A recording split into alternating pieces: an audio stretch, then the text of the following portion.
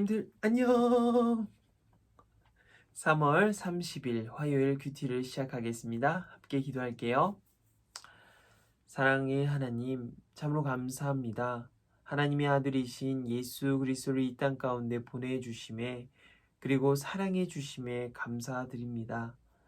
우리는 고난 주간을 보내고 있습니다. 이 고난 주간 우리는 예수님의 십자가를, 예수님의 헌신을, 예수님의 희생을 기억하며 우리가 이 고난 주간을 보낼 수 있도록 주님께서 은혜 베풀어 주시옵소서. 감사드리며 이 모든 말씀 예수님의 이름으로 기도드립니다.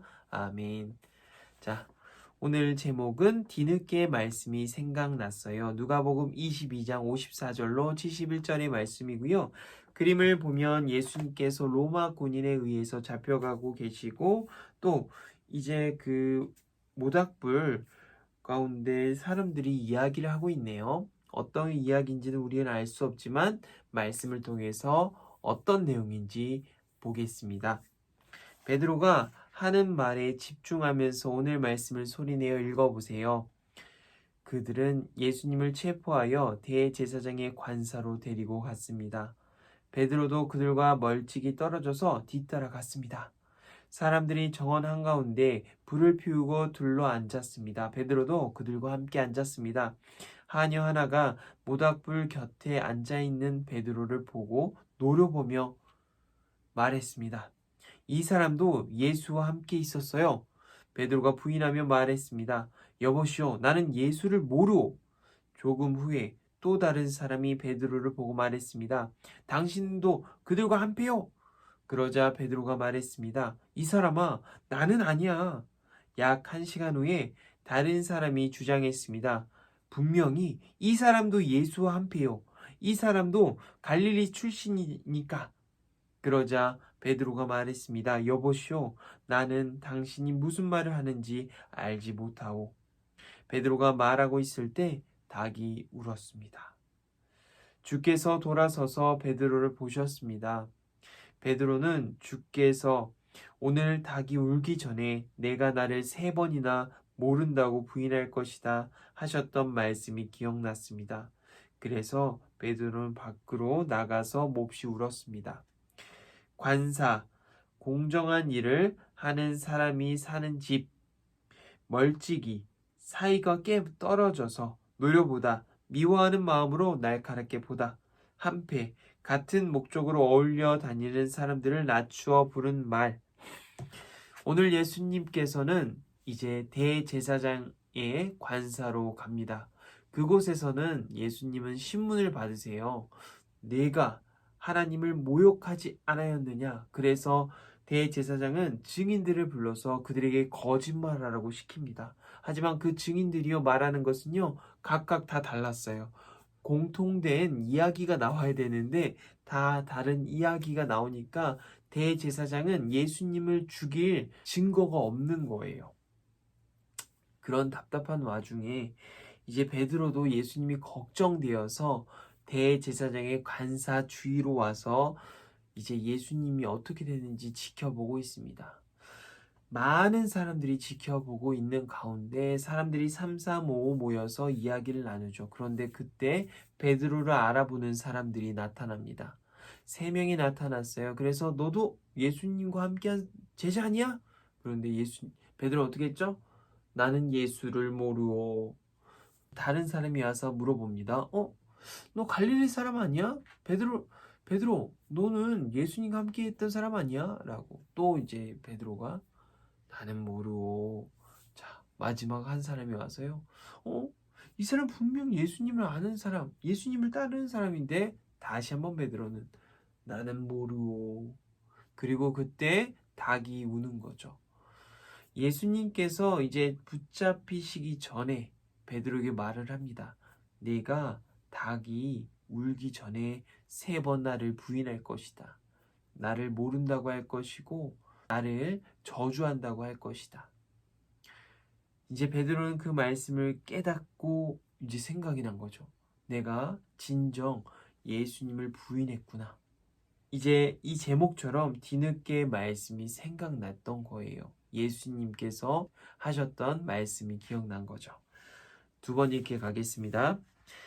베드로의 동그라미 표시하고요. 베드로가 한 마리의 밑줄을 그어보세요. 기억났습니다. 네모 표시하고요. 베드로가 기억난 것을 물결을 그려보세요. 우리 두 번 읽기 시작해 보겠습니다.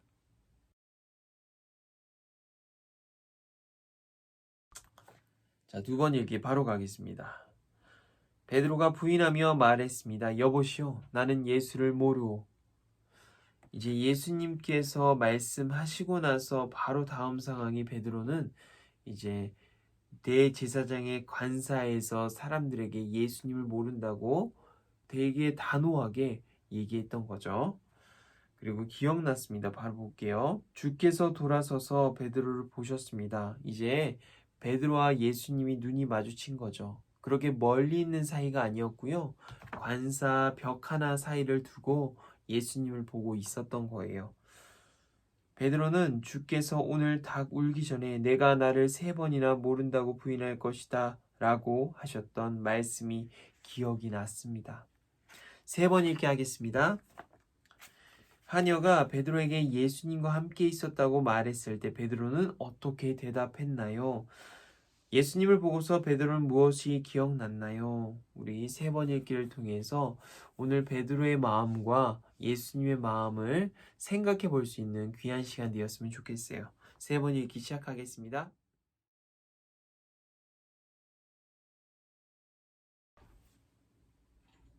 자, 부모님들 바로 3번 읽기 하겠습니다. 베드로는 어떻게 대답했나요? 하녀가 자신을 예수님의 제자로 말했을 때 베드로는요 단호하게 말했어요. 나는 예수를 모르오. 그리고 베드로는 무엇이 기억났나요? 예수님과 함께 했을 당시에 베드로는 이런 얘기를 들었어요. 내가 나를 3번 부인할 것이다. 그때 닭이 울 것이다. 베드로는 예수님께 자신감 있게 얘기했어요. 나는 주님을 배신하지 않을 것입니다. 제가 죽어도 영원히 주님과 함께 할 것입니다. 라고 확신에 차서 얘기했지만 오늘 정작 현실에서는 베드로는 부인을 3번이나 했어요. 그리고 나서 베드로는 엉엉 울게 되죠. 예수님께 죄송스럽고 너무나도 미안해서. 자, 말씀을 이해해요. 예수님이 붙잡혀서 대제사장의 집으로 끌려가실 때 베드로도 멀찍이 따라갔어요. 베드로는 몰래 숨어서 예수님을 지켜보고 있었지만 베드로를 알아보는 사람들이 있었어요. 베드로는 예수님처럼 잡힐까 겁이 나서 자기는 예수님을 모른다고 3번이나 말했어요. 그러다가 예수님과 눈이 마주쳤을 때 예수님 말씀이 생각났어요. 자기는 절대로 예수님을 배신하지 않겠다고 큰소리쳤지만 자기가 한 말을 지키지 못한 거예요. 베드로는 스스로 너무나 부끄럽고 예수님한테 죄송해서 엉엉 울고 말았어요. 그만큼 예수님과 베드로는요 오랜 시간 동안 함께했기 때문에, 그리고 예수님께서는 제자를 섬기시며 그들을 알려주시고 그들과 함께 하셨기 때문에 베드로는 너무나도 미안한 마음이 컸던 거죠. 오늘 우리는 고난 주간을 보내고 있어요. 예수님께서 당하셨던 고통 중에 하나가 바로 제자들의 배신이에요. 이 예수님의 마음을 우리는 이해했을 때 몸이 아픈 것보다 누군가가 나를 등을 돌렸을 때 더 아픈 것 같아요. 오늘 예수님께서는 이런 상황 속에서도 그들을 포기하지 않으셨어요. 그들을 미워하셨을까요? 아니요. 그들을 긍휼히 여기시고 그들을 불쌍히 여기셔서 그들의 잘못을 용서해 주셨어요. 예수님께서는 우리를 바라보시는 눈도 동일합니다. 우리를 바라보실 때 먼저 우리의 잘못을 판단하셔서 잘잘못을 따지고 그렇게 상과 벌을 주시는 예수님이 아니라 우리를 긍휼히 여기시고 우리를 용서하시기를 준비하시는 예수님이세요. 오늘 우리의 마음속에 우리가 무언가 잘못한 것들이 있다면, 우리가 예수님 앞에 떳떳하지 못한 것들이 있다면 우리가 예수님께 회개하며 나아가는 우리 뿌띠님들 되었으면 좋겠어요. 그리고 오늘의 말씀이 우리가 말씀을 기억하고 꼭 말씀대로 살아가야 되는 굉장히 중요한 계기가 되었으면 좋겠습니다. 알겠죠? 우리 부모님들, 자, 함께 기도하겠습니다. 주님 참으로 감사합니다. 고난주간을 보내며 우리는 예수님의 마음을 알아가고 있습니다. 이 고난주간에는 너무나도 고통스럽고 너무나도 아픈 일들이 많이 일어나는 것 같습니다. 하지만 예수님께서는 그 아픈 와중에도 고통스러운 와중에도 우리를 포기하지 않으시고 우리를 사랑한다 말씀하시며 우리와 함께 하시기를 원하시는 예수님의 모습을 보게 되었습니다.